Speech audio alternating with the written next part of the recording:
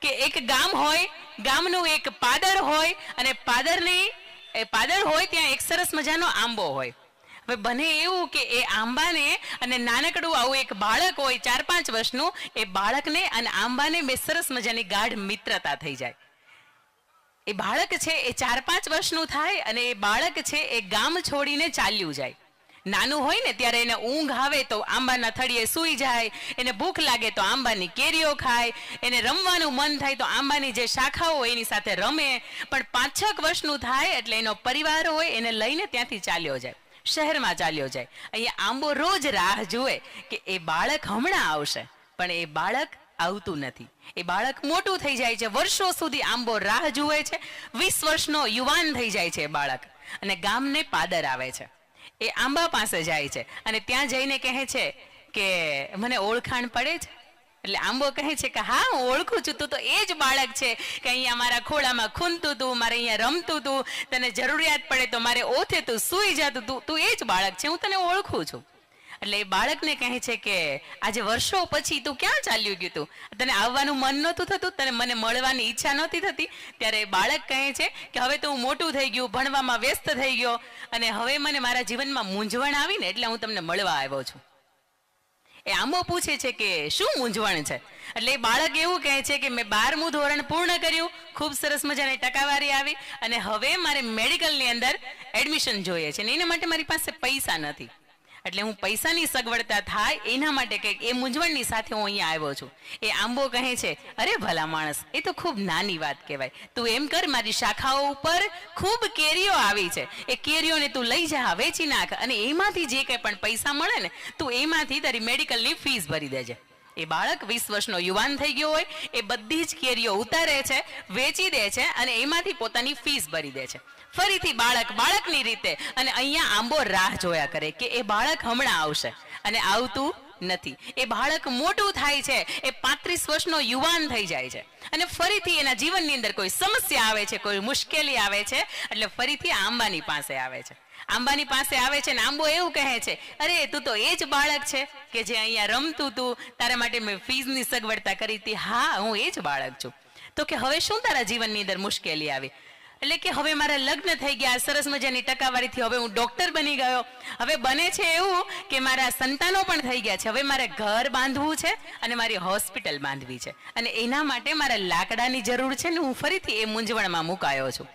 એટલે ફરીથી આંબો એવું કહે છે કે અરે ભલા માણસ, આને તો ખૂબ નાની સમસ્યા કહેવાય. તું એમ કર, મારી શાખાઓ ઉપર ખૂબ લાકડું છે, એને તું લઈ જા અને એમાંથી તું તારું ઘર બાંધજે અને તારી હોસ્પિટલનું નિર્માણ કરજે. થોડીક વાર તો એ 35 વર્ષનો યુવાન હોય એ આનાકાની કરે છે કે ના ના, મારે તમને આવી રીતે તમારું લાકડું લઈને તમને બુઠ્ઠા ન કરાય. ફરીથી આંબો કહે છે કે અરે ભાઈ, તારું ઘર બંધાય છે, તારો ધંધો થાય છે, તું લઈ જા લાકડું. એ લાકડું હોય એ તમામ આપણી દેશી ભાષામાં કહીએ ને કે એને વેરી લે અને એમાંથી લાકડામાંથી પોતાનું ઘર બનાવે છે અને પોતાની હોસ્પિટલ બનાવે છે. એ બાળક હતું એ ફરીથી પોતાના રસ્તે જતું રહે છે અને અહીંયા વૃદ્ધ થઈ ગયેલો બુઠ્ઠો આંબો હોય એ ફરીથી એ યુવાનની રાહ જોયા કરે છે. વર્ષો વીતી જાય છે, એ યુવાન એની જિંદગીમાં મશગુલ થઈ જાય છે અને અહીંયા આંબો છે એ સતત એના માટે તરસ્યા કરે છે, એના માટે તડપ્યા કરે છે, એના માટે ઝૂર્યા કરે છે. 80 વર્ષના એ દાદા થઈ જાય, એ બાળક નાનકડું હોય ને 80 વર્ષના દાદા થઈ જાય અને 80 વર્ષના ઉંમર થઈ જાય ત્યારે લાકડીના ટેકે ટેકે એ ગામના પાદરમાં ફરીથી એ આંબાની પાસે આવે છે. એ આંબાને કહે છે કે ઓળખાણ પડે છે? એ આંબો કહે છે કે નહીં ભાઈ, હું તને નથી ઓળખતો. એટલે એ બાળક, એ જે 80 વર્ષના દાદા થઈ ગયા હોય ને એ એવું કહે છે હું તો પેલું જ બાળક છું. એટલે કે માફ કરજે, મેં તને ઘણું આપી દીધું, હવે મારા માટે આપવા માટે કંઈ નથી બચ્યું. હું આ બુઢ્ઢો થઈ ગયો છું, વૃદ્ધ થઈ ગયો છું અને બુઠ્ઠો થઈ ગયો છું. હું હવે રાહ જોઉં છું કે ભગવાન મને ક્યારે લઈ લે. એટલે ત્યારે એ 80 વર્ષના દાદા એવું કહે છે કે હું આજે તમને માંગવા નથી આવ્યો, એ માત્ર હું આજે તમને મળવા આવ્યો છું. અને જ્યારે હું મારી વૃદ્ધાવસ્થાએ પહોંચ્યો ને મને ત્યારે ખબર પડી કે આ જીવન કેટલું એકલવાયું હોય. અને ત્યારે એ 80 વર્ષના વૃદ્ધ દાદા અને સૂકો અને બુઠ્ઠો થઈ ગયેલો આંબો છે એ ભેટી પડે છે. ત્યારે વર્ષો પછી આંબાની અંદર અનેક કૂપળો ફૂટે છે. આ આંબો છે ને એ આપણા વૃદ્ધો વડીલો છે, આપણા મા બાપ છે અને આ વર્ષોમાંથી આપણે પસાર થયા, અવસ્થામાંથી પસાર થયા ને એ આપણે છીએ. આપણા વૃદ્ધો, આપણા વડીલો, આપણા મા બાપ માત્ર આપણી પાસેથી સ્નેહ માંગે છે, આપણી પાસેથી માત્ર પ્રેમ માંગે છે. એને કંઈક તમે આપવા માટે જાજો. ક્યારેક આપણે હંમેશા જઈએ છીએ તો માંગવા માટે જઈએ છીએ, માત્ર ક્યારેક એને મળવા માટે જજો. એ વૃદ્ધો છે, આપણા વડીલો છે, એને એના જીવનની અંદર આખી કુરબાની આપી હોય ને તો એને આપણા માટે આપી છે. અને બીજું, અહીંયા આ ભાઈઓ ઉપસ્થિત છે ને ત્યારે મારે ખૂબ સરસ મજાની વાત કરવાની મન થાય કે ઘણી વખત અમે સદાય મહાભારત કાળથી ચાલ્યું આવે છે ને કે મોટો ભાઈ હોય ને એને ત્યાં ખૂબ સારું હોય અને નાનો ભાઈ હોય ને બિચારાને થોડીક અગવડતા થતી હોય, અથવા તો નાના ભાઈને ત્યાં સારું હોય તો મોટાને અગવડતા થતી હોય. પણ હમણાં અનિલ અંબાણીનું ને મુકેશભાઈ અંબાણીનું ઉદાહરણ લઈએ ને તોય એ આપણને એવું કે એકને ત્યાં સારું છે ને એકને ત્યાં નબળું છે. અને એમ જે સારું હોય ને એ લોકોને તો એમ હોય કે નહીં, આપણી પાસે તો ઘણું સારું છે. બિચારા નબળો હોય ને એની સામું ન જોતા હોય. બે ભાઈ હોય, મોટો ભાઈ હોય, આજે હું તમને વાત કરું છું ને એ કદાચ ફેસબુક પર 5.5 મિલિયનથી વધારે લોકોએ જોઈ છે. એટલા માટે ખાસ મને બે પરિવારની ઉપસ્થિતિ હોય અને નાનો ને મોટો ભાઈ બેઠો હોય ને ત્યારે મને આ વાત કહેવાનું મન થાય કે બે ભાઈ હોય, એક મોટો ભાઈ હોય એના લગ્ન થઈ ગયા હોય અને એને 2 સંતાનો હોય, અને નાનો ભાઈ હોય એના લગ્ન બાકી હોય. દાદા જ્યાં સુધી હયાત હોય ને ત્યાં સુધી એક ઓસરીએ એક રસોડે હોય. દાદાનું મૃત્યુ થાય પછી જમીન એક હોય અને એમાંથી નફો અને નુકસાની હોય ને એની ભાગીદારી થાય. એક વખત શીંગ વાવી હોય, મગફળી વાવી હોય, મગફળીનો ઢગલો કરે, એમાંથી બંને ભાઈ હોય એના ભાગની અંદર વિતરણ કરે.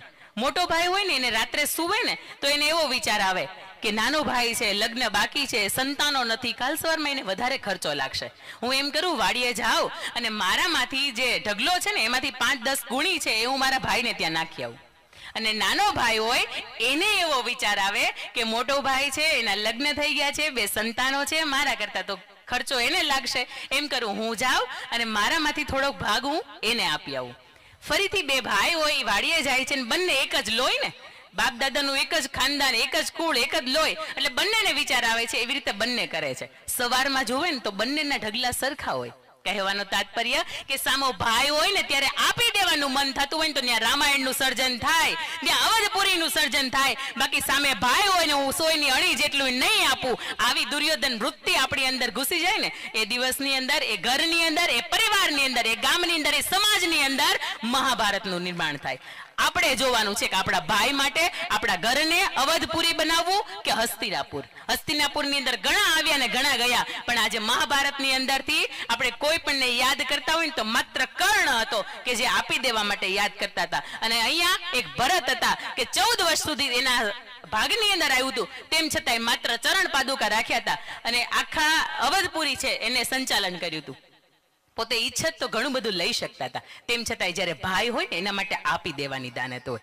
અને બીજી ખાસ બહેનોની ઉપસ્થિતિ અહીંયા છે ને ત્યારે એટલું કહેવાનું મન થાય કે થોડા સમય પહેલા આપણે જોયું હતું તો પાટણની અંદર એક સરસ મજાનો પ્રોગ્રામ હતો. એ પ્રોગ્રામ કંઈક એવો હતો કે 53 લેવા પટેલ સમાજના ગામ, વિપુલભાઈ, એને સંકલ્પ લીધો હતો અનમેરિડ દીકરીઓએ કે લગ્ન સમયે અમે પ્રી વેડિંગ શૂટિંગ નહીં કરીએ. લગ્ન પછી ગર્ભાવસ્થા શ્રીમંતનો સંસ્કાર આવે ત્યારે અમે પ્રી બેબી શોવરનું શૂટિંગ નહીં કરીએ.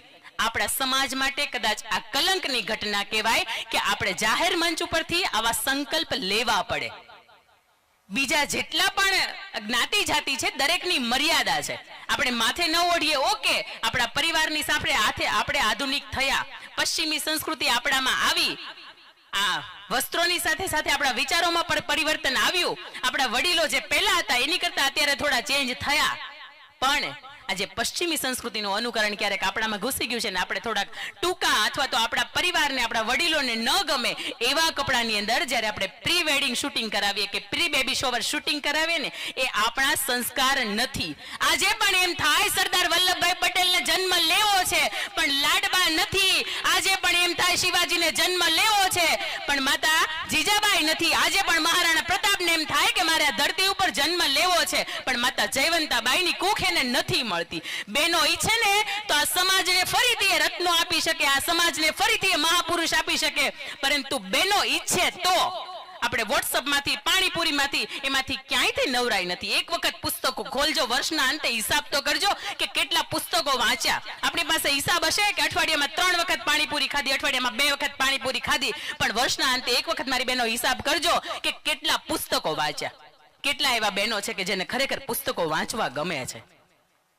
હું એટલા માટે નથી કહેતી કે હું પુસ્તકો લખું છું. ખરેખર પુસ્તકો વાંચો છો ને તો પુસ્તક આપણો બીજો મિત્ર છે. જીવનની અંદર જ્યારે પણ હારો છો, જ્યારે થાકો છો ને, ત્યારે પુસ્તક એક એવો છે કે જે તમને બીજા ભાઈની જેમ હાથ પકડીને બહાર લઈ જાય છે. અને કેટલી માતાઓ બહેનો એવી છે કે જેણે પોતાના સંતાનને જીજાબાઈનું હાલરડું, જે શિવાજીનું હાલરડું છે, એ સંભળાવ્યું છે. પોતાના બાળકો નાના હતા અને એને જ્યારે દોરીથી આપણે ઝુલાવતા હતા, પારણામાં ઝુલાવતા હતા, ત્યારે કેટલા બહેનો એવા છે કે પોતાના બાળકને એને શિવાજીનું હાલરડું સંભળાવીને મોટા કર્યા છે. Rise your hand.